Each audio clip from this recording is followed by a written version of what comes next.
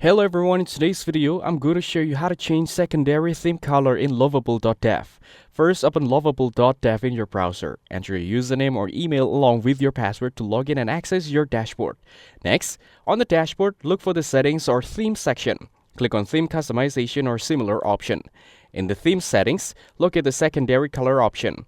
This is usually found under Colors, Palette, or Appearance. To select a new color, click the color box next to secondary color. You can pick a color from the palette, enter a hex code such as #FF5733, or use RGB values if the platform supports them.